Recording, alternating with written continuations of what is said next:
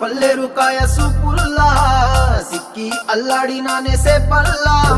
పసిడి పచ్చాని అరసేతుల్లా ధర పోస్తా ప్రాణాలు తానే అడగాల సీతా